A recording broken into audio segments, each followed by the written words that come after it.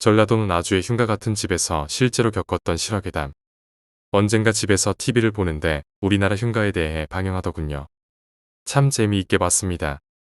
문득 제가 고등학교 때 흉가에서 5개월 정도 살면서 친구와 같이 겪었던 무섭고도 신기한 그리고 믿지 못할 이야기를 저 혼자만의 것으로 가지는 게 아쉬워서 여러분과 같이 나누려고 합니다. 참고로 저희는 나주 사람이 아니라 외지인이라서 그곳이 흉가인지도 모르고 살아오면서 겪은 이야기입니다. 고등학교에 입학하고 2월 말에 부모님과 함께 나주에 와서 그 자취방을 부모님과 함께 보던 중 제 친구 부모님도 아들들을 같이 자취시키자고 하여 그 친구와 함께 자취를 시작하였습니다. 10개월에 100만 원이라고 계약을 하고 살게 된 집. 그리고 10개월을 다 채우지도 못하고 서둘러 짐을 싸들고 죽지 않으려고 도망치듯 다른 곳으로 이사해야 했던 아픈 기억이 있는 집.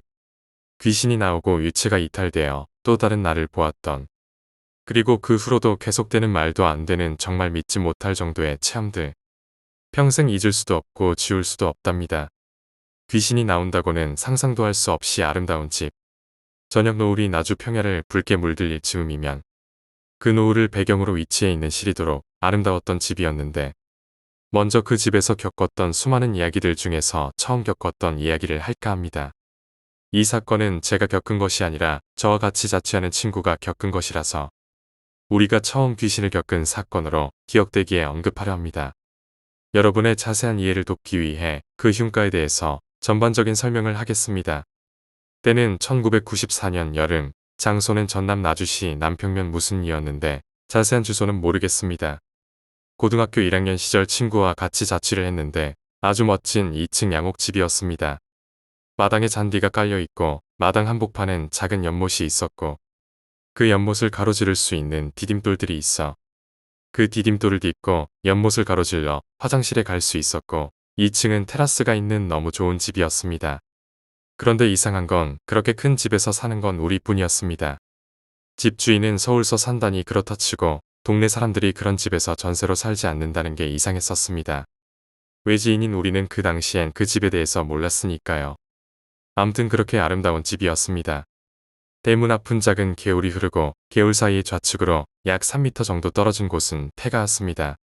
그리고 집에 오려면 반드시 지나야 하는 아주 큰 고목이 있는데 저는 그걸 사당나무로 보지 않습니다. 왜냐하면 더운 여름날이면 마을 사람들이 그 밑에 평상을 깔고 장기도 두고 막걸리도 마시던 곳이라서 낮에는 무섭지 않은데 밤만 되면 어찌나 을씨년스러운지. 우리 자취방은 안에 화장실이 없기 때문에 바깥 화장실을 써야 하는데 연못을 가로질러 화장실을 가야 합니다. 화장실은 초등학교 화장실과 맞붙어 있었고 집을 둘러싼 벽은 초등학교 벽과 맞닿아 있었습니다.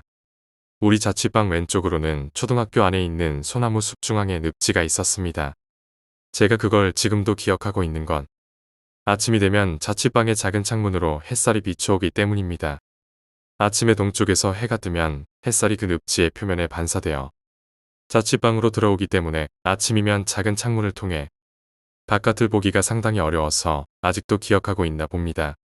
제가 그 자취방이 마음에 들었던 건 방에 굉장히 큰 창문이 책상 우측으로 나 있어서 창문을 열면 소나무 가지 사이에 살짝 가린 달이 너무 운치 있어 그 자취방에 들어가게 되었습니다. 학교가 끝나서 밤 11시에 친구와 함께 자취방에 갈 때는 언제나 그 큰 집이 컴컴한 어둠 속에서 우리가 오기만을 기다려준 것 같았고 방에 들어가 불을 켜면 그 집에 우리가 생명을 불어넣어준 것만 같았습니다. 그런데 이상한 건 아무리 보일러를 돌려도 방이 방바닥만 따뜻하고 늘 으시시하단 것이었습니다. 그 당시에 어르신들이 흔히 말씀하시는 외풍이 있어서 그런가 보다 생각하고 여름이 되면 괜찮아지겠지라며 생각했습니다. 늦봄이 되었습니다. 수업 받을 때 땀이 주룩 흐를 정도로 무더운 날씨였는데도 우리 자취방에만 들어가면 꼭 에어컨을 틀어놓은 것처럼 시원했습니다. 특히 발목 아래로는 한여름에도 발이 시릴 정도로 추웠습니다. 그래서 저는 일요일이면 도서관에 가지 않고 방에서 공부를 할 정도로 엄청 시원했습니다. 그런데 저녁 늦게 공부를 하다 보면 자꾸 창문에서 누군가 날 쳐다본다는 느낌이랄까요. 창문이 바로 책상 오른쪽에 있어서 한참 공부하다 보면 기분이 이상해서 오른쪽을 쳐다보면 아무도 없고 다시 공부를 하고 암튼 그렇게 늦봄이 흐르고 초여름이 왔습니다. 어느 토요일 새벽 친구들이 내일은 일요일이라 학교를 안 가도 되니 새벽에 황소개구리 잡으러 가자고 해서 자취방 앞에 있는 그 넓은 논바닥을 맨발로 뛰어다니며 1시간 정도 황소개구리를 잡으러 다녔습니다. 쌀차두로 가득히 잡아서 집으로 오던 중 장난기가 발동해서 집까지 종석이만 놔두고 뛰어가자고 해서 뛰어가 버렸습니다. 뒤에서 들려오던 종석이의 비명소리를 뒤로 한 채 저를 포함한 친구들 4명은 자취방으로 들어왔고 개구리를 담은 쌀차두를 든 종석이라는 친구는 한참을 있다 후다닥 들어왔는데 이 녀석의 표정은 보니 장난이 아니었습니다. 들고 와야 할 개구리 차두는 어디다 뒀는지 빈손이었고 눈이 풀린 채 들어오자마자 이불 속으로 들어가서 한참을 부들부들 떠는 것입니다. 우리는 이 녀석이 실수로 개구리 차두 끈을 놓쳐서 개구리들이 모두 도망가고 우리를 볼 낯이 없어서 연기한다고 생각했는데 그런 것 치고는 이 녀석의 연기가 너무 리얼했습니다. 그래서 우리가 그랬죠. 너 개구리 담은 차두 어딨냐? 그랬더니 이 녀석이 갑자기 화를 내며 그러더군요. 사람이 죽다 살아났는데 그깟 개구리가 중요하냐고. 무슨 일인가 싶어 녀석에게 자초지종을 물었습니다. 그러자 종석이가 입을 열었습니다. 그러니까 우리가 종석이 몰래 놔두고 도망가려고 할 때입니다. 종석이의 입장에서 한참을 논바닥에서 허리를 숙여 개구리를 잡다가 뒤를 돌아보니 우리가 저 앞을 달려가고 있다는 것이더랍니다. 그래서 지는 하도 많이 당하는 일이라 이놈들이 또 장난친다라고 생각하고 우리가 잡았던 개구리를 담은 차두를 들고 혼자서 낑낑대며 집으로 돌아오는데 그때 시간이 약 3시쯤 되었을 겁니다. 집 앞 개울을 건너 사당나무 비슷한 고목 밑을 지나 폐가 앞을 지나려는데 근데 방문이 3개가 있는데 셋 중 하나는 문조차 없어. 사람이 죽으면 둘둘 마는 멍석이라고 해야 하나. 암튼 그걸로 꼭 발쳐놓은 것처럼 위에서부터 문턱까지 쳐져 있어서 안을 보는 건 무리이고 다른 두 문은 창호지가 다닥다닥 찢어져 있어 대낮에 집에 가다가 잠깐 옆눈으로 그 안을 볼 수 있는데 방 안이 대낮에도 왜 그리 캄캄한지 아무것도 보이지가 않습니다. 암튼 그 집 마당이라 해야 할까 공터라고 해야 할까. 그걸 지나치면 조그만 옥수수밭이 있는데 그 옥수수밭을 끼고 오른쪽으로 돌면 저희 자취방 대문에 다다릅니다. 그 멍석으로 가려놓은 방 있죠. 그 멍석이 갑자기 위로 싹 올라가면서 하얀 소복을 입은 할머니 한 분이 아주 단아한 자태로 앉아 있더라는 겁니다. 종석이는 원래 눈치가 느린 놈입니다. 저 같았으면 단박에 소리 지르고 그 할매 쪽은 절대 안 쳐다보고 도망갔을 텐데 우리에게 하는 말이 멍석이 무슨 자동문처럼 위로 올라간 게 그렇게 신기하더랍니다. 그래서 그 자리에 멈춰서 그 할매를 쓱 쳐다봤는데 그럼 이 녀석은 고개를 오른쪽으로 돌렸겠지요. 할매는 방 안에 있었겠고요. 이 녀석이 할매 목소리를 들었다면 당연히 저희 자취방에도 들려야 하는 게 정상입니다. 저희 부엌 창문이 그쪽으로 뚫려 있고 거리도 폐가 옆을 보고 있으니까요. 근데 저희는 정말 하늘에 맹세코 절대 듣지 못했습니다. 물론 우리가 자취방에서 개구리를 구워 먹는다고 조금 시끄러워서 못 들었는지도 모르지만 그래도 그 시간에 부엌에서 소금이다 뭐다 준비하던 때였는데 그 할매의 목소리를 못 들은 게 지금도 이해가 되지를 않습니다. 그래서 이 녀석이 고개를 오른쪽으로 돌려 옆을 보니까 하얀 소복 입고 하얀게 센 머리를 단정히 비녀까지 꼽아 앉은 할매가 자기 쪽을 보며 가까이 오라는 손짓을 하더라는 것입니다. 그런데 문득 떠오르길 이 집이 원래 사람이 안 사는 집인데 이렇게 거기까지 생각하니까 겁이 나더라는 겁니다. 그래서 이 녀석이 겁이 많아서 차마 가까이 가지는 못하고 그 자리에서 부들부들 떨면서 안 가니까 그 할매가 갑자기 입을 열어서 이리로 오라고 했답니다. 그것도 아주 쉰 목소리로 말이죠. 종석이의 표현을 빌리자면 마치 숟가락으로 녹그릇 긁는 소리라고 하더군요. 그 목소리를 듣자마자 이 녀석이 우리가 애써 잡은 개구리 차두를 그 자리에서 놓치고 자기 말로는 힘이 빠져서 제정신이 아니었다고 하는데 어쨌거나 죽어라고 뛰어서 대문을 열고 자취방까지 들어왔다고 하더라고요. 그 당시 우린 절대 안 믿었죠. 그 후에 일들이 일어나기 전까진 말입니다. 그땐 종석이가 뻥치는 거라고 믿고 겁도 없이 그 시간에 또 다시 폐가 앞을 지나 투덜거리며 놓친 개구리를 잡으러 다시 논으로 나갔습니다. 근데 종석이 녀석 절대 집에는 혼자 남아있지 않을 거라 하고 다시 나가자니 무섭고 그래서 결국은 개구리를 안 잡고 친구들 옆에만 꼭 붙어 있더라고요. 그때까지만 해도 이 녀석을 잔머리를 쓴다고 생각했었죠. 근데 그 집 정말 살벌합니다. 대낮에도 대문도 벽도 없는 그 집을 무서워서 들어갈 수가 없으니까요.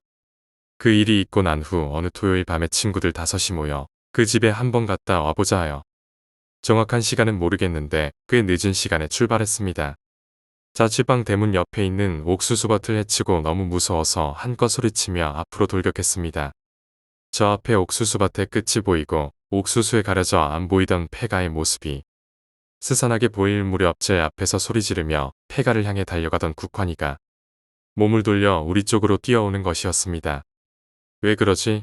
라고 생각하는 순간 갑자기 제 몸에 아주 기분 나쁜 뭐라고 표현해야 할지 모르겠지만 그런 차가운 바람이 휙 하고 불어왔습니다. 저뿐만 아니라 저희 모두에게 말입니다. 신기하게도 저희가 느낄 정도의 바람이라면 옥수수들도 흔들려야 하는데도 옥수수들은 흔들리지 않는데도 바람은 불어왔습니다. 순간 저희들도 거꾸로 집을 향해 불이 나게 도망가 버렸습니다. 한 명의 나고저도 없이 자취방에 도착한 저희들은 서로 아무 말도 없이 어버버했습니다. 얼마나 황당하던지 그 후로 폐가 탐험은 생각지도 않았습니다. 그리고 몇 주가 흘렀습니다. 드디어 클라이막스와 같은 엄청난 사건 하나가 저희를 향해 다가왔습니다. 유체 이탈이라고 아십니까? 제가 그걸 겪을 당시엔 고등학교 1학년 때였고 귀신이나 이런 거에 관심이 없었기에 그런 전문 용어는 몰랐던 때였습니다. 하지만 저는 제가 겪어봤기에 확신합니다. 사람이 숨을 멎는 순간 제가 제 몸에서 빠져나오듯이 나올 거라고 말이죠. 그걸 죽음이라고 하겠죠. 때는 중간고사 기간이었을 것입니다. 시험 공부를 하면서 겪은 일이라 기억하고 있습니다. 저와 종석이라는 친구는 우리 학교에서 1등과 2등을 다투는 라이벌이자 같이 자취를 해야 하는 룸메이트였기에 서로의 공부 방식이나 잘하는 과목과 약한 과목, 적에 대한 정보를 너무 많이 알고 있었습니다. 그리고 그게 불행의 시작이었습니다. 그 당시 종석이가 보았다던 폐가의 할머니 귀신 이야기는 친구들 사이에서 거짓말로 치부되었기에 그다지 신경 쓰지 않고 공부를 할 수 있었습니다. 거기다 종석이와는 같은 반이었기에 하루 24시간을 매일 같이 보고 살았습니다. 우리는 중간고사 첫날부터 과다 경쟁에 들어갔습니다. 이 녀석이 잠을 자지 않으니 제가 먼저 잘 수가 없어 첫날을 나를 새며 공부를 했습니다. 종석이도 마찬가지였겠죠. 눈을 돌리면 자신의 경쟁자가 잠 한숨 안 자고 시험 공부하고 있으니 녀석 또한 잠을 잘 수가 없었을 터. 그렇게 우리는 첫날 중간고사 4과목을 쳤을 것입니다. 그리고 아마 4과목 모두 틀린 문제가 하나도 없었을 것이고요. 둘째 날도 그렇게 상대방이 안 자고 공부하니 저도 안 잘 수밖에 없었습니다. 지금 생각하면 멍청한 짓이었지만 셋째 날이 되니 정말 죽을 것만 같았습니다. 그래서 종석이에게 제가 먼저 제안을 하나 했습니다. 우리가 어제랑 오늘 하나도 안 틀렸으니 너 아니면 나 우리 둘 중에 1등 아니면 2등이니까 다른 아이들도 못 쫓아올 것 같으니 우리 오늘 저녁에 한 사람당 30분씩만 자자. 그러자 종석이도 기다렸다는 듯이 그렇게 하자고 했습니다. 고등학교는 중간고사나 기말고사 때는 하루에 4교시를 봅니다. 그래도 낮에 자면 밤에 또 졸릴까봐 안 자고 새벽 2시까지 버텼습니다. 저는 책상에서 공부를 했고 종석이는 밥상에서 공부를 하다가 제가 먼저 말을 했습니다. 도저히 졸려서 안 되겠다. 나 30분 있다가 깨워줘. 그리고 너 생물 공부 오늘 할 거니? 안 할 거면 내 가방 속에서 생물책 안 빼도 되지. 그러자 그 녀석은 모레 볼 건데 왜 지금 하냐고 하면서 30분 후에 깨워준다고 했습니다. 그리고 이틀을 잠 한숨 못 잤기에 얼마나 피곤한지 눕자마자 잠이 들 것 같았습니다. 그런데 그때부터 이상한 일들이 일어났습니다. 이틀을 못 자서 걷다가도 꾸벅 졸았는데 자려고 누웠는데도 정신이 맑아져 오는 것이었습니다. 막잠을 자려고 애쓰던 순간 아득히 먼 곳에서 무슨 소리가 들려왔습니다. 처음엔 무슨 소리인지 몰라 더 자세히 들어보려고 했는데 그럴 필요도 없이 소리가 저에게 다가오는 것이었습니다. 그 소리는 카세트 테이프 있죠. 꼭 카세트 테이프가 꼬일 때 들리는 소리였습니다. 그니까 뭐라고 그 소리를 말해야 할지. 삐지직 삐지직 하는 소리 있잖아요. 그 소리가 처음에는 먼 곳에서 들리더니 한순간에 고막이 찢어질 듯 크게 들리는 것이었습니다. 얼마나 크던지 너무 놀라 눈을 뜨려 함과 동시에 몸을 일으키려는데 눈도 몸도 어느 것 하나 꼼짝할 수가 없었습니다. 답답했습니다. 가위 눌리려나 생각하고 움직이려 애쓰던 찰나 누가 제 머리카락을 꽉 움켜잡는 것이었습니다. 그 손 힘이 어찌나 세던지 눈물이 날 만큼 아팠습니다. 근데 머리카락을 움켜잡는 게 아니라 제 머리카락을 잡고 뒤로 당기는 것이었습니다. 상상해 보세요. 누워있는 사람의 머리카락을 잡고 뒤로 당기면 누워있는 사람은 어찌 되겠습니까? 당기는 쪽으로 끌려가겠죠. 비명을 지르며 뒤로 당겨진다고 느껴지는 순간 방천정이 제 눈앞으로 다가왔습니다.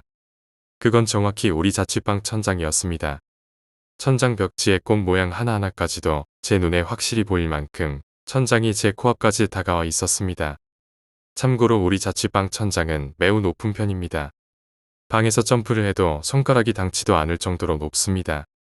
기분이 이상해서 몸을 돌려 아래를 봤을 때는 기절하는 줄 알았습니다. 바로 제가 누워있는 것이었습니다. 고개를 뒤로 돌려보니 천장이었습니다. 다시 고개를 뒤로 돌려 아래를 보니 제가 누워 있었습니다. 저는 천장에 붙어 있는 것처럼 방 위에 떠서 누워 있는 것이었습니다. 꿈 한 번 생생하네. 내가 나를 보고 있네. 그렇게 생각했습니다. 그리고 방 안의 풍경을 보니 종석이라는 놈. 밥상에서 공부하는 게 편하다고 말했던 놈이 제 책상에서 공부를 하는 것이었습니다. 전 꿈을 꾸고 있는 것입니다. 도저히 현실일 수가 없는 말도 안 되는 현실을 받아들일 수가 없었습니다.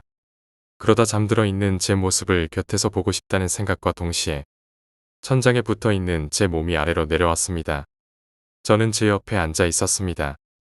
한참을 그렇게 물끄러미 쪼그리고 앉아 지금 제가 처한 현실을 고민하고 있었습니다. 잠들어 있는 제 모습을 보며 말입니다. 제 모습은 무척 평화롭게 잠들어 있었고 종석이는 간간히 하품을 하며 공부를 하고 있었습니다. 지금 이건 뭔가 난 어떻게 된 거지? 내가 왜 나를 보고 있는 거지? 그리고 결론은 정말 받아들이고 싶지 않았지만 결론은 제가 죽었다는 것입니다. 막상 제가 죽었다고 생각하니 눈물도 나오지 않았습니다. 슬프지도 않았습니다. 저의 죽음을 믿고 싶지 않았기에 화만 날 뿐이었습니다. 한 번도 잘못한 일 없이 나름대로 착하게 살았는데, 그리고 내 나이 이제 겨우 17인데 겨우 17년밖에 살지 못했는데 화가 났습니다. 소리를 질렀습니다. 소리를 질러 종석이에게 날 깨워달라고 말했습니다. 근데 이 녀석이 날 외면하는지 반응이 없었습니다. 계속 공부만 하고 있었습니다. 거리가 멀어서 내 목소리를 못 들었나 싶어 종석이의 바로 옆으로 가서 종석이의 귀에다 대고 날 깨워줘, 어서 빨리 날 깨워라는 말이야. 라고 소리를 질렀습니다. 눈물이 흘렀습니다. 아니, 그런 게 아니라 내가 지금 울고 있구나라는 걸 느꼈으니까요. 무서웠습니다. 혼자 된다는 게 또 이 녀석이 내 목소리를 못 듣는다면 이제 앞으로 아무도 나의 목소리를 못 듣게 되는 게 아닐까 싶어서, 그리고 막연한 불안감 때문에 울었던 것 같습니다. 난 이제 어디로 가나? 그래도 마지막까지 포기하고 싶지 않았습니다. 이 녀석이 내 목소리를 못 듣는다면 친구의 몸을 흔들어서라도 뭔가를 전해야 한다. 그리고 그 친구의 어깨에 손을 얹는 순간 마치 허공을 가르는 것처럼 허무하게 친구의 몸을 뚫는 것이었습니다. 미친 듯이 그 친구를 향해 팔을 휘둘러 보았지만 그냥 뚫고 지나가는 것이었습니다. 목소리도 들리지 않고 만지지도 못하고 그제서야 전 제 죽음을 사실로 받아들였습니다. 그렇게 친구 옆에 고개를 숙이고 서 있었습니다. 그래도 이 방을 떠나면 안 된다는 생각에 몸을 돌려 전기밥솥이 있는 구석으로 가려고 몸을 돌리는 순간 내 눈에 보이게 있었습니다. 그건 바로 책상 위에 펼쳐진 생물책. 나한테는 생물 공부 안 한다고 해놓고는 제가 벌써 오늘 시험 볼 과목 다 해놓고 벌써 내일 볼 생물 공부를 하고 있다니 절 속인 것이었습니다. 지금도 무슨 생각으로 그랬는지는 모르지만 아마도 경쟁자의 심리로 나도 모르는 사이에 어디까지 했는지 궁금해 이 녀석 뒤로 돌아가 보았습니다. 저도 참 대책이 없다고 해야 하나, 아니면 멍청하다고 해야 하나. 그 상황에서 말이죠. 종석이 뒤에서 제가 본 건 이 녀석이 내 책으로 공부를 하고 있다는 것이었습니다. 밤 12시가 넘었으므로 어제죠. 어제 시험 때 문제 다 풀고 이 녀석은 시험 끝날 때까지 자기 답안지를 가리고 잠을 잤는데, 그때 감독 선생님이 생물 선생님이라서 모레 자기 과목 나오니까 힌트 알려준다고 해서 정리해 놓은 걸 이 녀석이 나 몰래 훔쳐보고 있는 것이었습니다. 그때 그 분노와 배신감이란 더욱 가까이 가서 보았습니다. 제가 그림 옆에 적어 놓은 것들을 자기 책에 옮겨 적고 있었습니다. 그런데 전 죽은 것이었습니다. 이제 아무것도 할 수가 없었습니다. 공부도 할 수 없을 것이고 친구들과 운동도 할 수가 없을 것입니다. 그리고 이제 나에게 닥쳐올 일들을 생각했습니다. 전설의 고향에 나온 것처럼 저승사자가 와서 데리고 가려나. 어느 곳이든 제가 마음먹은 곳은 갈 수 있는 그런 믿음이라고 할까요. 순식간에 천장에 붙었다가 다시 내려왔다 하는 게 너무 신기하고 재미있기도 해서 그렇게 한참을 천장과 방바닥 사이를 내려왔다 올라갔다를 했습니다. 그러면서도 변치 않은 건 이 방을 떠나지 말아야 한다는 생각이었습니다. 밖으로 나가고 싶었지만 밖엔 폐가도 있고 웃기지만 영이 된 제가 얼마 전 종석이가 봤다던 그 할매 귀신이 정말 있을까봐 무서워서 못 나갔다고 보는 게 더 정확할 것입니다. 제 생각엔 그렇게 한참을 방 안을 돌아다녔던 것 같은데 저승사자나 천사나 그 어떤 것도 날 데리러 오지 않는 것입니다. 밥솥이 있는 구석으로 가서 그곳에 쭈그리고 앉아 생각을 했습니다. 내가 왜 죽어야 하는지 병에 걸려 죽는 것도 아니고 사고로 죽는 것도 아닌데 내가 왜? 그렇다면 난 죽을 이유가 없다. 그래 난 죽을 이유가 없는 거야. 그리고 살고 싶음에 제가 할 수 있는 모든 걸 하기로 했습니다. 그러자 자연히 기도를 했습니다. 정말 살고 싶어서 열심히 기도했던 것 같았습니다. 그리고 기도의 마지막 어구인 주 예수 그리스도의 이름으로 기도하였나이다. 라는 말을 마친 순간 저에게 제가 죽던 상황과 똑같은 상황이 벌어졌습니다. 아득히 먼 곳에서 들려오던 테이프 꼬이는 삐지직 소리가 점점 크게 들려오고 나중에 마치 고막을 찢어버릴 정도로 크게 들려오더니 다른 게 있다면 누군가 제 머리카락을 잡는데 이번에는 고통이 느껴지지 않게 부드럽게 잡은 것 같습니다. 그리고 제 영혼이 천장에 붙어 이동하다가 그 손이 잡아당기는 대로 머리부터 거꾸로 내려갔습니다. 어떻게 확실히 기억하냐면 제가 그때 두 눈을 부릅뜨고 도대체 누가 나에게 이런 짓을 하는지 귀신인지 뭔지 보고 싶어서 눈을 뜨고 있었는데 모든 사물이 거꾸로 보이는 가운데 제가 아래로 내려가고 있었습니다. 벽에 걸려있는 옷이며 저쪽 구석에 있는 밥솥과 라디오 등이 거꾸로 보였으니까요. 근데 보이지가 않았습니다. 제 머리카락을 잡고 있는 존재를 볼 수가 없었습니다. 아무것도 안 보이더라고요. 발이 천장을 향해 있는 가운데 전 아래로 내려가고 있었습니다. 그리곤 그 손은 거꾸로 물구나무선 제 영혼의 머리와 누워있는 제 육체의 머리를 맞추었습니다. 영혼의 머리와 육체의 머리가 하나로 합쳐진다고 느끼는 순간 그 손은 힘을 풀었습니다. 아무것도 절 잡지 않았는데도 머리를 기준으로 하여 영혼과 육체가 만나기 시작했습니다. 정말 놀랍게도 마치 자석이 끌려가는 것처럼 제 영혼의 가슴과 팔과 다리가 아주 천천히 제 몸속으로 들어가는 것 같았습니다. 발끝까지 모두 들어갔다고 여기는 순간 눈을 떠봤습니다. 근데 천장이 저기 멀리에 있었습니다. 몸을 일으켜 보았습니다. 제 발치 밑에서 제 쪽을 바라보며 공부하는 종석이가 보였습니다. 그리고 조용히 입을 열어 말해 보았습니다. 종석아. 그러자 이 녀석이 흠칫 놀라며 뭔가를 후다닥 치우려는 순간 제가 말했습니다. 너 이 새끼 지금 생물 공부하고 있지? 너 누가 내 책 보라고 했어? 미토콘드리아 옆에 내가 적어 놓은 힌트들 다 베꼈냐? 거기까지 말하자 이 녀석 얼굴색이 변하더니 뭔가를 툭 떨어뜨리는 것이었습니다. 그리곤 부들부들 떨더군요. 저도 못 말리는 꼴통입니다. 죽다가 살아났는데도 기뻐 날뛰지 않고 종석이 녀석부터 조졌으니. 그리고 종석이 녀석에게 물었습니다. 지금 몇 시쯤 됐냐? 그러자 그 녀석이 내가 깨워주라는 30분을 훨씬 지났다는 것입니다. 거기에 다시 열받았습니다. 왜 안 깨웠냐고 짜증내다가 종석이의 떠는 얼굴에 멈췄습니다. 내가 물었습니다. 왜 떨고 지랄이야? 또 그 할매 귀신 봤냐? 라고 했더니 이 녀석이 하는 말이 제가 공부하면서 저를 흘끗흘끗 쳐다보았고 자취방 책상에 책장이 없어서 앞이 트여 있기 때문에 내가 자다가 뒤척거리기만 해도 어디로 뒤척거렸는지 바로 보이는데 그 놈이 하는 말이 제가 자다가 뒤척거리지도 않고 계속 잠만 자길래 너무 피곤해서 그런가 보다라고 생각하고 일부러 안 깨웠는데 계속 잠을 잤던 제가 그 녀석이 생물 공부를 했다는 걸 맞췄고 거기다가 나의 책과 그 녀석이 공부한 부분까지 정확히 맞췄다는 게 무서워서 그런다고 그러는 것이었습니다. 물론 상식적으로 생각하면 누워서 제 발치 끝에 있는 책상에 앉아서 제 쪽을 향해 공부하는 녀석의 책이 무엇인지와 어느 부분인지는 절대 알 수가 없죠. 하지만 저는 그 녀석의 바로 뒤에서 봤기에 아주 정확히 몇 페이지까지도 알 수가 있었습니다. 그래서 그 녀석에게 제가 겪은 이야기를 바로 해줬습니다. 그리고 제가 그랬죠. 이번엔 네 차례야. 내가 30분 있다가 깨워줄게. 결국 종석이 녀석. 자다가 죽을지도 모른다고 한숨도 안 자다가 연속 3일째 날밤을 새웠답니다. 그리고 지금에 와서 이제는 둘 다 직장인이 되어서 술잔 기울이며 그때의 이야기를 웃으며 말하지만 만약 그때 종석이가 30분이 되었다고 절 깨웠다면 아마 전 영원히 죽었을까요? 이때까지만 해도 이사를 결심할 만큼은 아니었습니다. 솔직히 전 종석이가 보았다던 그 할매 귀신을 보지 못했고 종석이 녀석은 저의 경험을 믿지 않으려는 눈치지만 제가 귀신같이 알아맞추는 바람에 황당해했던 그니까 서로 상대방의 경험을 믿지 못했단 말이죠. 그러다 다음 사건에 의해 저희는 이사를 결심하고 그 집을 떠나게 됩니다. 그건 바로 저와 종석이가 같이 귀신을 보았기 때문입니다. 대학에서나 직장에서 사적인 자리에 대화해서 누군가 귀신 이야기를 한다면 그리고 저에게 귀신을 본 적이 있냐고 묻는다면 전 미친놈 취급을 받는 한이 있더라도 자신 있게 봤다라고 대답할 것입니다. 그건 꿈도 아니었고 헛것을 본 것도 아니었기 때문입니다. 그리고 귀신을 보기 전엔 왜 하얀 소복을 입고 있는지 정말 궁금했고 또한 하얀 소복의 귀신 이야기는 우리나라에 내려오는 민화와 같은 것이었다고 생각했습니다.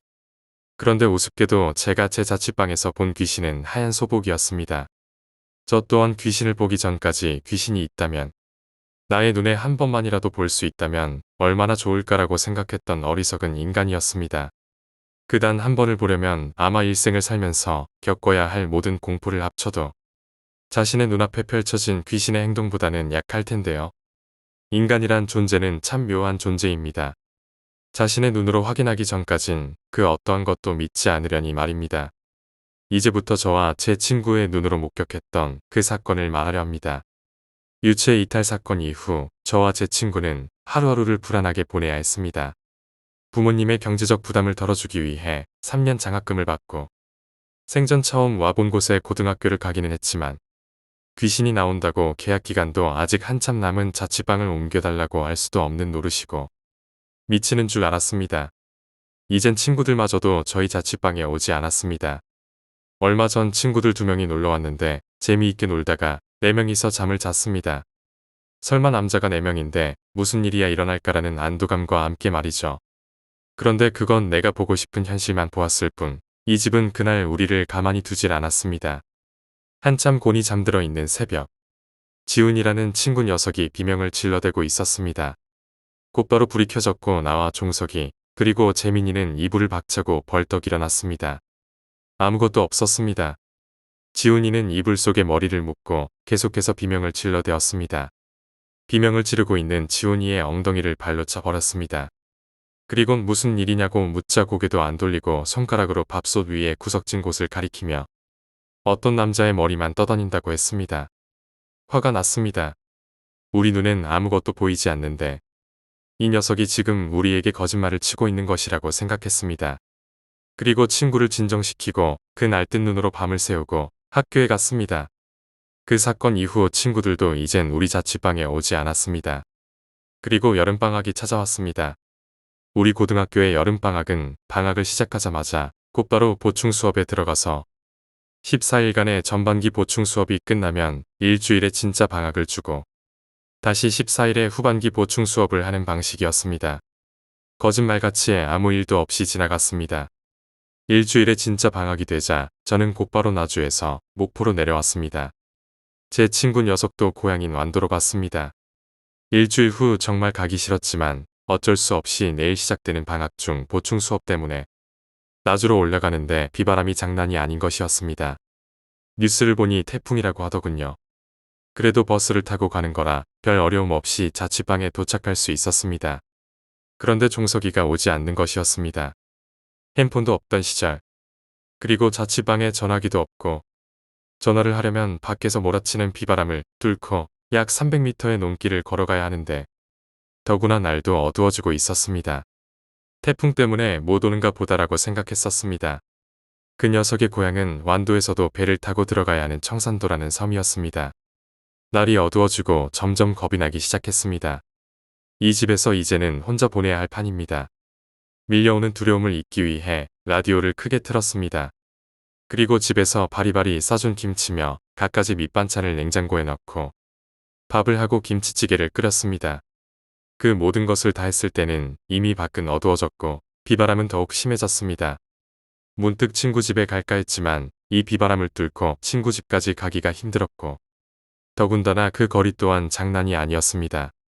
도시처럼 택시가 다니길 하나, 가로등이 있어 길거리 밝혀주기를 하나, 또한 상당한 논뚝길을 걸어야 하고 지석강의 다리를 건너야 하는 그 길이 너무 멀어서 포기할 수밖에 없었습니다.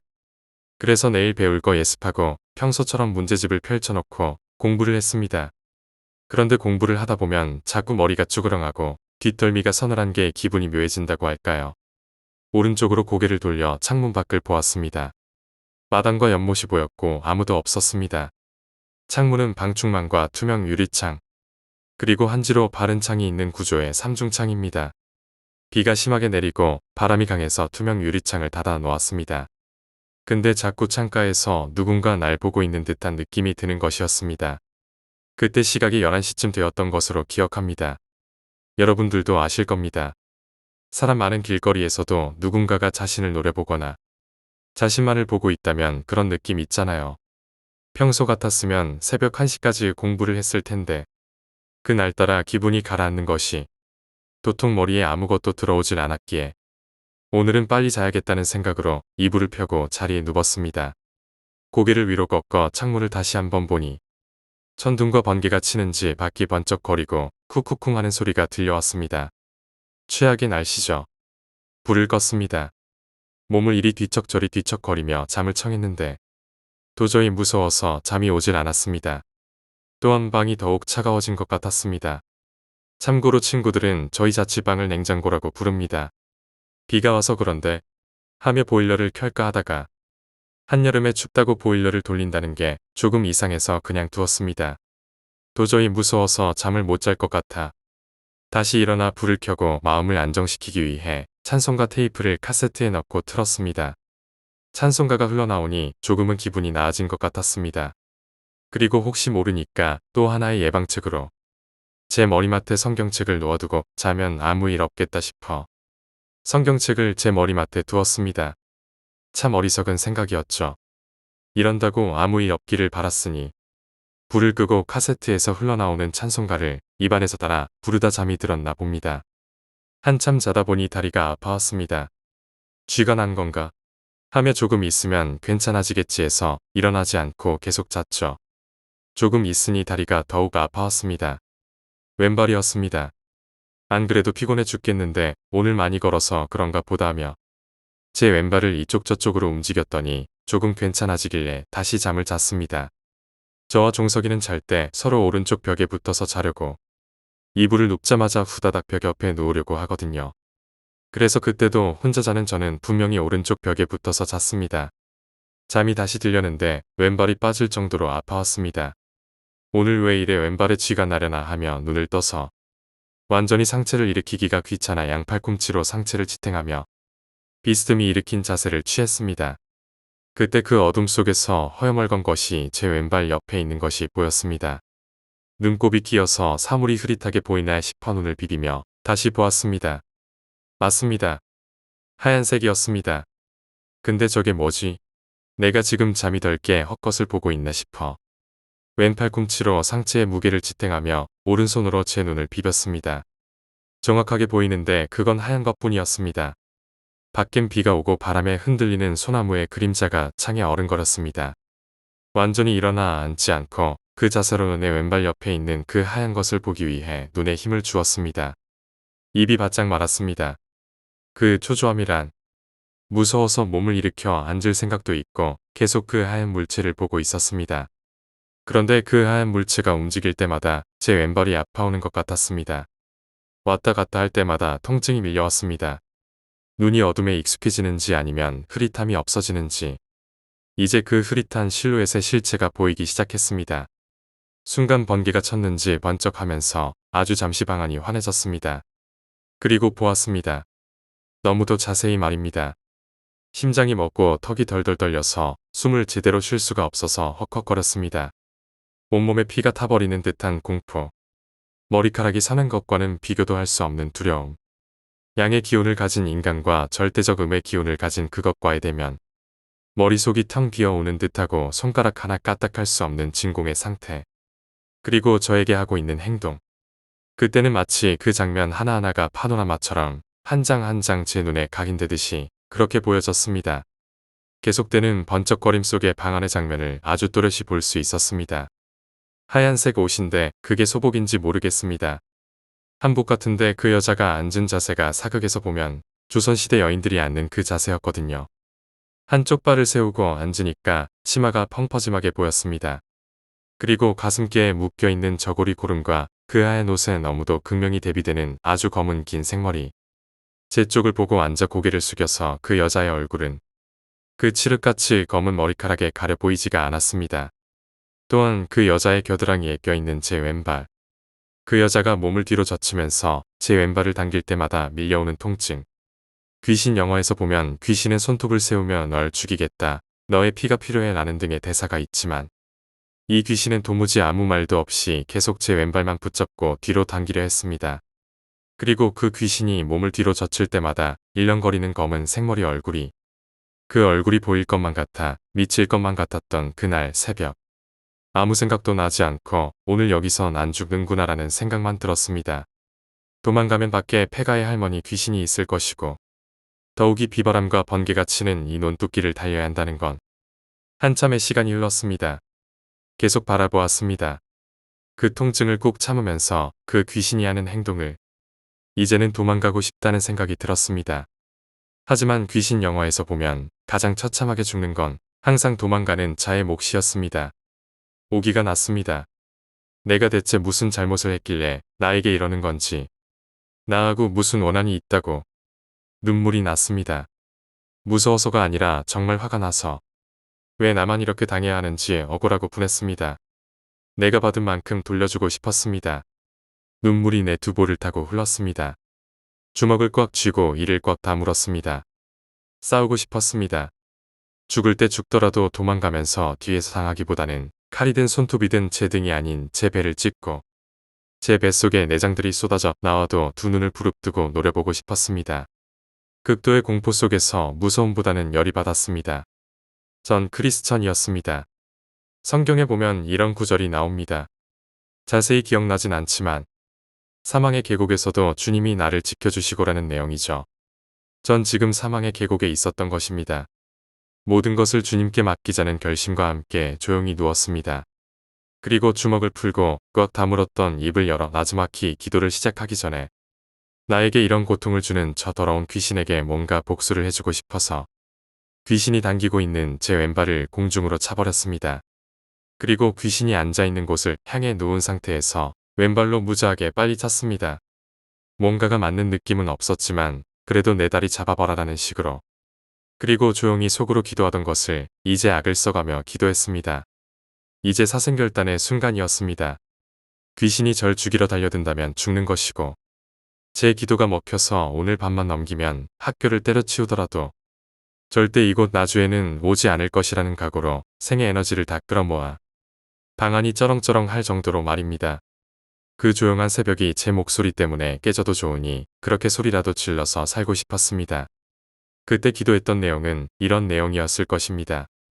나의 주 예수 그리스도여, 제가 오늘 공경에 처해 당신의 이름을 부르며 기도하고 당신의 힘을 빌려 저 추악하고 더러운 귀신을 내쫓고자 하니 당신의 권능으로 저것을 사하여주세요. 이런 내용이었습니다. 그때 제 모습을 지금 생각해보면 웃깁니다. 누운 상태에서 두 손은 꼭 잡고 악을 질러가며 기도하는 중에도 왼발은 허공에서 이리저리 휘젓고 그렇게 몇 시간을 보냈는지 모르지만 제 불에 꺾여 쓰러졌나 봅니다. 작은 창문은 지붕 바로 밑에 있기에 비가 많이 와도 비가 들치는 일이 없어 열어두었습니다. 지붕에서 마당으로 물방울이 떨어지는 소리를 들었습니다. 스르륵 눈을 떠 방 안의 풍경을 봅니다. 해가 떴나 봅니다. 날씨가 좋아졌나 봅니다. 비도 오지 않고 햇살이 작은 창문을 통해 자취방에 가득히 들어옵니다. 물방울이 마당에 떨어지는 그 맑고 경쾌한 소리를 몇 번 더 들었습니다. 천당인가 봅니다. 죽어서 천당에 왔나 봅니다. 새들의 지저귐 소리도 들려오니 아무것도 하지 않고 가만히 누워 있습니다. 손가락 하나 까딱하지 않고. 그래도 믿을 수가 없습니다. 제가 죽다니. 누운 상태에서 가만히 손을 들었습니다. 종석이라는 놈이 있어야 내가 죽은 건지 안 죽은 건지 알 수 있지. 불러서 그 놈이 내 목소리를 못 들으면 그땐 죽은 건데. 그러다 살짝 제 허벅지를 꼬집어 봤습니다. 아파옵니다. 통증이 느껴집니다. 눈물이 날 만큼 아파옵니다. 눈물이 날 만큼 기뻤습니다. 살았다는 사실을 깨닫는 순간 용수철처럼 팔딱 일어나 추리닝 차림으로 걸어놓은 옷에서 지갑만 빼서 부엌에서 신는 슬리퍼만 신고 쫓기듯 달려나왔습니다. 정말 태어나서 그렇게 빨리 달려본 건 처음이었습니다. 머리 위엔 파란 하늘과 논에서는 물을 빼는 아저씨들이 보이고 그들에게 소리치고 손을 흔들며 달렸습니다. 숨이 차오르고 허파가 터질 것 같았지만 상관없습니다. 그 집으로부터 해가 떠 있는 동안 최대한 멀리 도망가야 합니다. 그렇게 버스 정류장까지 달려가서 나주 시외 버스터미널에 도착해서 분주히 움직이는 사람들, 버스 기다리는 사람들을 본 순간 그들이, 안면도 없는 그들이 얼마나 미워 보이던지. 난 어젯밤 죽을 뻔했는데도 그들은 그들에게 평상시처럼 찾아온 아침을 별 의미 없이 맞이하는 그런 사람들을 보는 순간 얼마나 밉던지. 그렇게 목포까지 도망갔습니다. 집에 도착하자마자 총알처럼 제 방으로 들어가 아무 말도 하지 않고 어떤 것도 먹지 못한 채 부들부들 떨기만 했습니다. 집에선 난리가 났습니다. 분명히 나주에서 학교에 있을 놈이 지금 이 시간에 집에 와서 아무 말도 안 하고 방에 들어가 이불 속에서 벌벌 떨고 있으니 말입니다. 왜 그러냐고 물어도 대답 없이 부들부들 마치 경기 들린 놈처럼 떨기만 하고 있으니 아무 말도 하지 않았습니다. 어차피 말해도 믿지 않을 테니 말입니다. 그러다 저녁 무렵이 되고 그래도 자초지종을 말해야 하지 않나 해서 부모님께 말했습니다. 간밤에 귀신을 봐서 여기까지 도망쳤다고 그랬더니 아버지가 한동안 멍하니 절 쳐다보시더니 피식 웃으시면서 나중엔 박장대소를 하는 것입니다. 그러면서 하시는 말씀이 공부가 하기 싫으면 싫다고 말하지 그런 거짓말 치면 못 산다는 겁니다. 그리고 내일 당장 짐 싸서 가라고 합니다. 저는 때려 죽여도 거기는 안 가겠다고 버텨고 그러다 종석이 생각에 아버지가 부르는 것도 잊어버리고 전화기 앞으로 튀었습니다. 재빨리 완도 지역번호를 누르고 종석이의 집으로 전화를 해서 가지 말라고 난 여기 목포에 있으니 가지 말란 말을 하려고 전화를 했습니다. 종석이의 아버지가 받으시길래 종석이 있냐고 물었습니다.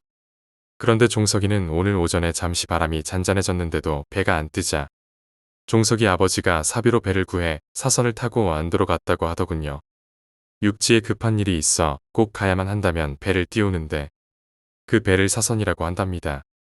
즉 목숨 걸고 육지로 가는 것이라서 그렇게 불리운다고 하네요. 우리는 길이 엇갈렸습니다. 종석이는 나 없이 혼자서는 그 집에서 절대 못 자는데 우리 종석이의 아버지의 불타는 교육열 정말 감탄스럽습니다. 그런데 그게 평상시라면 괜찮지만 지금 종석이는 아무도 없는 자취방에 가고 있는지 아니면 벌써 도착했을 것입니다. 우리는 정말 좋은 시대에 살고 있습니다. 지금 같았으면 핸드폰으로 전화해서 가지마, 귀신 나와, 너 죽을 수도 있어라고 말을 해줄 수도 있었겠지만 그 시절엔 자취방에 전화조차 없었으니 이건 눈뜨고 당하는 꼴입니다. 뉴스를 보니 오늘의 날씨가 나옵니다. 잠시 소강 상태였던 태풍이 다시 활동하며 오늘 저녁 전남 지역에 많은 비와 강한 바람이 일고 지역에 따라서는 천둥과 번개가 칠 거라는 일기예보를 보며 종석이가 있는 곳도 이 좁아터진 한국이라는 나라에서 그것도 전라남도이고 나 또한 같은 곳에 있는데 차이라면 벽이 가로막아 있다는 것인데 누구는 오늘 밤 귀신을 보고 죽을지도 모르고 누구는 가족들과 함께 저녁을 먹고 TV를 보며 일상의 생활을 누린다는 것입니다. 걱정이 됩니다. 내가 그냥 나주에 갈까? 만약 갔는데 그 놈이 내가 없으니까 친구 집이라도 갔으면 또 혼자서 보낼 것을 생각하니 절대 가고 싶지가 않았습니다. 또다시 길이 엇갈리면 그렇게 갈팡질팡 하다가 저녁 12시가 되었고 전 좋게 긍정적으로 생각했습니다. 그래 내가 본 건 헛것이었을지도 몰라. 그리고 내가 진짜로 봤다고 해도 오늘 종석이에게 나타날 것이라고는 장담할 수 없다. 안 나타나겠지. 또한 귀신을 본다는 게 동네 슈퍼 아저씨 보는 것처럼 매일 볼 수도 없는 일일 거고. 그래 종석이는 괜찮을 거야. 아무 일 없을 거야. 이렇게 생각하며 겁없이 또 제 방에서 혼자 잤습니다. 안 그래도 귀신 보고 목포까지 왔다고 이 가시나가 무시하는 와중에 베개를 들고 하룻밤만 재워줘, 제발 부탁이야. 할 수는 없는 노릇이니까요. 그러나 그건 저의 착각이었습니다. 나중에 알았지만 그 집은 흉가였습니다. 흉가엔 귀신이 나타나는 게 아니라 귀신이 사는 집을 우리가 빼앗아 사는 것입니다. 그러니까 귀신 또한 그 집에서 사는 거라는 걸 우리는 몰랐던 것입니다. 나의 그 착각 때문에 종석이는 목숨을 잃을 뻔했습니다. 그 친구로부터 그가 겪은 일들을 전해 듣기까지는 3일이라는 시간이 더 걸렸습니다. 그 친구 역시 친구 집으로 도망가서 학교에 놔버리다가 저희 집으로 전화가 와서 학교에서 만나자는 약속을 하고 학교에 갔습니다. 우리에게는 전쟁터에서 살아 돌아온 전우처럼 뜨겁게 포옹하고 어떻게 살아났는지 묻고 대답할 충분한 시간이 주어지지 않았습니다. 학교에 가자마자 담임 선생님에게 끌려가 체육실 문을 잠궈놓고 그날 하루 종일 터졌으니까요. 첫 빠따를 때리기 전에 담임 선생님이 잠시 망설입니다. 그도 그럴 것이 저와 제 친구는 담배도 안 피고 그동안 야자나 보충 수업 한번 제껴보지 않은 이른바 완전 범생이었습니다. 담임 선생님의 고민하는 표정이 역력합니다. 때리기에는 저와 제 친구의 성적이 너무도 월등합니다. 전교 1등과 2등을 둘이서 바꿔치기 하고 3등과의 차이는 하늘과 땅이니까요. 그러나 지금 이 자리에 우리가 아닌 재민이나 지훈이가 서 있었더라면 문 잠그는 소리가 남과 동시에 죽었을 것입니다. 이것이 범생에 대한 특별 대우인가 보다라고 생각하고 있는데 담임 선생님의 수사가 시작됩니다. 요즘 시키들 느그들 왜 학교를 3일씩이나 제껴? 범생의 피는 거짓을 말하지 않습니다. 솔직히 말했습니다. 저와 종석이가 이구동성으로 귀신을 봤습니다. 그 말을 하고 난 후 저와 종석이가 더 놀랐습니다. 종석이에게는 전화로 만나자는 말만 했는데 이놈이 어떻게 알고 있지? 그놈도 안 그래도 큰 눈이 왕방울만 해집니다. 둘 다 벌벌 떨기 시작했습니다. 그때 제 머리를 강타한 쇠뭉치. 너무 아파 담임 선생님의 손을 보니 교무실에서 쓰는 큰 호치케스가 들려 있었습니다. 그날 우리는 선생님 우롱죄로 100대 맞을 거 1000대 맞았습니다. 우리 담임께서 그랬습니다. 둘 다 공부 잘해서 그럴싸한 핑계만 대면 속는 척 봐주려 했는데 귀신을 봤다. 나랑 장난하자는 거야? 라며 정말 죽지 않을 만큼 맞았습니다. 억울했습니다. 우리가 처음 만난 건 교무실이었고 다른 선생님들이 그렇게 많은 곳에서 어떻게 둘이서 짤 수가 있겠습니까? 그러나 마저도 행복했습니다. 우리 담임 선생님에게 맞는 거니까요. 만약 그 귀신이 담임이 들고 있는 저 PVC 파이프를 들고 있었다면 생각만 해도 싫습니다. 그렇게 오후 5시까지 쉬는 시간마다 체육실에 가서 맞고 왔습니다. 절뚝거리며 서로를 부축하고 다른 친구의 집으로 갔습니다. 서로의 엉덩이에 물파스를 발라주려고 보니 이건 사람의 피부에다가 피카소의 그림을 그려놓은 것 같았습니다. 그리고 제가 먼저 입을 열었습니다. 너 아까 귀신 봤다는데 어떻게 생겼든? 정말 봤냐? 이렇게 물으니 종석이도 제게 묻는 것이었습니다. 제이야 너도 봤냐? 그 흰 옷 입은 여자? 거기까지 듣고 우리 주위에 있던 지훈이랑 철민이가 쫄았습니다. 그 놈들이 하는 말이 너희들 지금 짜고 말하는 거지. 차근차근 설명을 해줬습니다. 나와 종석이가 짰다면 시간이 필요한데 우린 오늘 아침에 교무실에서 처음 만났고 너희들도 알다시피 우리가 쉬는 시간마다 체육실에서 얻어터지고 또 지훈이 내 집에 오는 길에 우리가 서로 말하는 거 봤냐? 그러자 이놈들이 무서워서 떠는 꼴이란. 그리고 우린 학교에서 스타가 되었습니다. 귀신 본 놈들이라고 말이죠. 어쨌거나 그날 친구 집에서 종석이로부터 그 놈이 겪은 이야기를 들었습니다. 여기서부터는 제 친구 종석이의 이야기입니다. 제가 귀신을 보고 놀라 혼비백산하여 나주에서 목포로 가는 버스 안에 있을 때 종석이는 완도에서 나주로 오는 버스 안에 있었습니다. 우리는 완벽하게 길이 엇갈렸습니다. 그 순간 흰 옷의 여자 귀신은 우리 자취방에서 웃고 있었겠지요. 오늘 밤 또 다른 놈이 올 테니까. 종석이가 나주에 도착해서 버스를 갈아타고 자취방으로 온 시각은 햇볕 창창한 대낮이었습니다. 자취방에 와서 보니 밥은 되어 있고 김치찌개도 끓여져 있고 갖가지 밑반찬들 하며 제 옷까지 몇 벌이 보이길래 종석이 놈이 생각하기를 제이가 안 보이네. 도서관 갔나? 이렇게 생각하며 그놈 역시 집에서 갖고 온 반찬들을 냉장고에 넣고 방 청소를 하고 뭐 이것저것 하다 보니 밤이 되었다고 합니다. 낮은 날씨가 좋더니 밤이 되니까 비가 조금씩 오던 게 강한 바람과 함께 심하게 내리더랍니다. 밤 9시가 되어도 내가 오지 않자. 제이가 도서관 마지막 시간인 10시까지 있으려나? 이상하네. 제이는 거의 도서관 안 가고 방이 더 시원하다고 집에서 공부하는데 그렇게 생각했답니다. 11시가 되자 천둥과 번개가 치고 소나무 가지에 바람이 찢기는 소리가 들려왔습니다. 우리의 종석이는 이제 방에서 거의 미쳐갑니다. 저는 오지 않고 밖엔 비바람이 몰아치고 그래서 친구 집으로 가려고 했다고 합니다. 하지만 저의 경우와 같이 이렇게 몰아치는 비바람을 뚫고 그 먼 친구 집까지 가는 게 되나지라 해도 어려운데 더욱이 그놈이 제일 싫어하는 폐가 앞을 이 시각에 지나야 한다는 건 종석이 남은 오늘만 여기서 자고 내일 저를 만나면 오늘 왜 집에 안 왔는지 따질라고 했답니다. 제가 친구 지훈이 집에서 자고 안 오는 줄 알고 말입니다. 종석이가 잠자리에 든 건 새벽 1시 30분쯤이었습니다. 그 놈은 등이 어딘가에 닿으면 금방 골라 떨어지는 아주 훌륭한 버릇을 가지고 있던 터라 즉시 깊은 잠에는 나락으로 떨어졌습니다. 그리고 제가 겪었던 통증. 종석이가 한참 자고 있는데 그놈 역시 오른쪽 벽에 붙어서 잤습니다. 왼발이 엄청 아팠다고 하더군요. 여기까진 저와 같습니다. 그래도 귀찮으니까 안 일어나고 발을 몇 번 굽혔다 폈다 하고 다시 잤다고 합니다. 갑자기 왼발이 거의 통째로 빠져나갈 듯한 고통이 옵니다. 우리의 종석이 그 급한 성격대로 누운 상태에서 벌떡 상체를 일으켰습니다. 뭔가 검은 머리가 자기 눈과 맞닿을 정도로 가까웠다고 하는군요. 이 부분이 저와 다릅니다. 저는 누운 자세에서 제 발치를 봤는데 그놈은 앉은 자세에서 그 귀신의 머리와 자신의 머리가 한 뼘 정도 되는 그 가까운 거리에서 봤으니까요. 번개가 치고 방 안이 밝았다 어두워지고 아주 또렷이 보이더랍니다. 하얀 실루엣. 눈을 아래로 깔자 자신의 왼발이 그 여자의 왼쪽 겨드랑이에 껴있고 그 여자는 아무 말도 없이 부자연스러운 행동을 하고 있더랍니다. 그리고 얼굴을 뒤덮은 검은 머리가 같았습니다. 그 여자가 그 특유의 어설픈 동작으로 종석이의 왼발을 잡고 뒤로 당길 때마다 밀려오는 통증과 다리가 빠질 듯한 고통. 그때 우리의 종석이는 드디어 미쳤습니다. 이놈은 처음엔 제가 그러는 줄 알았답니다. 종석이 생각하길. 어라? 제이가 새벽에 늦게 들어와서 미안하니까 지금 장난치나. 그런데 지금 밖엔 비가 오고 있는데 그것도 앞이 안 보일 정도로. 우리의 종석이 IQ는 우리 학교 최고였습니다. 148이었으니까 그 상황에서 거기까지 유추했었나 봅니다. 제이가 지금 들어와 나에게 장난을 치고 있다면 옷이 젖어 있어야 하는데 물기가 없다.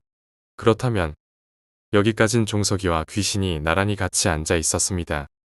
누가 보면 아주 다정한 연인이라고 생각했을 것입니다. 여친이 남친의 아픈 다리를 주물러주고 있나라고 할 정도로 말입니다. 또한 둘 다 그윽하게 상대방을 바라보고 있었으니까요. 거기까지 생각하자 종석이는 엄채온이 급속히 내려가면서 무서운 것보다는 추워서 턱이 덜덜 떨리고 온몸이 부들부들 떨리기 시작했다고 합니다. 종석이는 그래도 호기심에 누가 새벽에 들어와서 장난치나라고 생각해서 아마 당시 종석이의 심정은 현실을 부정하고 싶었나 봅니다. 얼굴을 보려고 눈을 위로 올렸습니다. 번개가 자주 쳐서 그런지 방안이 자주 환해졌다고 합니다. 그리고 종석이는 쓰러졌습니다. 그래도 종석이는 저보다 나은 편입니다. 저는 그 공포의 시간이 엄청 길었거든요. 근데 그놈은 그렇게나 빨리 쓰러져 버리다니. 이 부분에서 저와 제 친구들이 종석이에게 묻습니다. 어떻게 생겼던? 어떻게 생겼냐고. 난 머리카락 때문에 못 봤는데. 그렇게 묻자 그놈 그 상황을 회상하듯이 말합니다. 눈을 들어보니까 이마와 이마가 한 뼘 정도 되는 거리에서 그 가까운 거리에서 눈을 들어 얼굴을 봤다고 합니다. 머리카락 사이사이로 보이는 흰자위만 드러난 눈과 그리고 눈썹이 없었다는 것. 그렇게 보면서 쓰러지기 전까지 몇 번의 번개가 쳤었고 그때마다 머리카락 사이사이로 보이는 그 눈. 그리고 쓰러졌습니다. 여기서부터는 지훈이와 철민이의 이야기입니다. 담임이 학교에서 말했답니다. 오늘도 제이랑 종석이 학교 안 나왔냐? 지훈이하고 철민이가 가서 이 시키들 깨워라. 이놈들이 늦잠 자서 지각할까. 어제는 태풍 때문에 못 왔다고 해도 오늘은 왜 안 오는 거야. 빨리 자취방 가서 깨워와. 지훈이와 철민이가 자취방 앞에 도착한 시각이 8시 30분쯤이었습니다. 아무리 불러도 대답이 없자 우리의 친구 녀석들은 우리가 늦잠 자는 줄 알고 담을 뛰어넘어 비상키 숨겨놓은 곳에서 키를 찾아 문을 열고 들어가 보니 현관엔 제 신발과 종석이 신발이 있는 것이었습니다.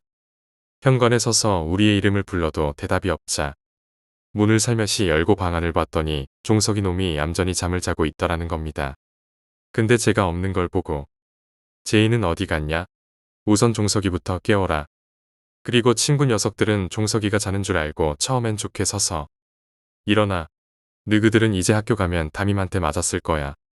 그래도 종석이가 대답이 없자 서 있는 상태에서 발로 툭툭 차며 일어나. 지금 창피해서 연극하냐? 괜찮아 일어나. 근데 흔들리는 종석이의 몸이 이상했습니다. 친구들은 종석이의 몸을 이리저리 흔들었습니다. 코에 손가락을 갖다 대었습니다. 숨은 쉬었다고 합니다. 그런데 종석이가 일어나질 못한다는 겁니다. 그때부터 난리가 났습니다. 소리를 질러서 깨우려고 해보고 뺨도 때리고 하다가 철민이가 세수대야에 물을 많이 담아와서 종석이에게 뿌리자 그제서야 실눈을 뜨며 처음 하는 말이 나 죽었냐? 그래서 친구들이 병원 데리고 가야 한다며 떠드는 소리와 자신의 말에 대답한 친구들의 얼굴을 보고 종석이가 벌떡 일어나 빨리 자기를 이 집에서 데리고 나가주라는 말에 후다닥 밖으로 튀어나갔다고 합니다. 그리고 친구 집에서 저희 집에 전화를 했고 저를 만나서 서로가 겪은 이야기를 종합해 볼 때 저희가 본 것은 여자였고 하얀 소복을 입었고 칠흑같이 검은 머리가 무지 길었고 그리고 남자의 다리를 무지하게 좋아해서 뽑으려고 그렇게 노력을 기울였다는 것입니다. 눈썹이 없었고 눈에 흰자만 있었다는 건 종석이 놈이 본 거라 저는 확실히 말할 수가 없군요. 그 일이 있은 후 저희는 곧바로 자취방을 옮기려고 짐 싸러 그 자취방의 친구들과 우르르 가던 중 폐가에 조금 못 가서 있는 무지 큰 나무 밑에서 그 동네 할배들이 막걸리를 마시던 것을 보았습니다. 그 옆을 지나치려 할 때 그중 어떤 할아버지 한 분이 말을 거셨습니다. 학생들 어디 사나? 그래서 초등학교 옆에 사는데요라고 했죠. 그 집 참말로 그 집 주인도 몹쓸 사람들이요. 그들은 못 사는 집에 타지 사람들에게 돈 받고 살게 하니 말이요. 그래서 물었죠. 못 사는 집이요? 그게 무슨 말씀이신지. 그러자 할아버지가 대답하셨죠. 아따 그랑께 말 여러 번 하게 하네. 그랑께 저기가 흉가란 말이요 흉가. 죽은 사람 자리에 집을 세웠자녀. 그러니 산 사람이 어떻게 사나? 몹쓸 사람들 같으니라고. 그렇게 해서 집을 세웠으면 굿이라도 한 판 해줘야지 말이야. 암튼 서울 사람들 야박한 것은 귀신 나온다고 이 동네에 소문이 쫙 퍼졌는데 누가 들어가 살라고 하겠어? 근데 학생들은 저 집에서 산다고 하면서 귀신 못 봤어. 모두들 저 집에서 2달을 못 버티는디 학생들은 언제부터 살았는가? 그래서 답했죠. 2월 말부터요. 근데 지금은 이사 가려고 짐 가지러 왔어요. 그러자 할아버지가 이렇게 말씀하셨습니다. 올해도 버텼네. 이것이 우리가 들은 저 자취방에 얽힌 이야기였습니다. 이사를 가고 나서 이사간 집에서 고3이 되었고 어느 여름날 이제 2년이 지났으니까 그 집이 어떻게 변했는지 궁금하기도 해서 토요일 낮에 그 집에 한번 가보기로 친구들을 선동했습니다. 일행은 5명이었습니다. 2년이 지났으니 무척 궁금했습니다. 누가 살았나 누가 살고 갔나 싶어 갔는데 대문이 열려 있었습니다. 대문을 열고 마당에 들어서니 아무도 안 사는 듯 했습니다. 드디어 떨리는 손으로 자취방 현관문을 열고 안을 보는 순간 쓰러지는 줄 알았습니다. 방 안이고 부엌이고 모두 장판이 걷어내진 상태로 시멘트 바닥이 보였고 그 위에 하얀 알갱이들이 있었습니다. 쪼그리고 앉아 뭔가 싶어 만져봤는데 그건 소금이었습니다. 그것도 아주 굵은 소금이 온통 뿌려져 있었습니다. 눈을 들어 부엌으로 통하는 문 위에 벽을 보니 작은 종이에 빨간 글씨로 쓴 부적이 보였습니다. 태어나서 처음 보는 부적. 곳곳엔 거미줄이 있었고 벽지는 여기저기 뜯어져 있었습니다. 기분이 우울해졌습니다. 그래도 2년 전에는 이곳에서 친구들과 장난치고 웃고 떠들고 그렇게 살던 집이었는데 눈물이 날 만큼 서글퍼졌습니다. 달라진 게 없다면 그 서늘한 뿐이었습니다. 발목 아래로 전해져 오는 그 차가움. 이 집에서 귀신을 받고 유체가 이탈되고 많은 기억들이 머릿속에서 교차되었습니다.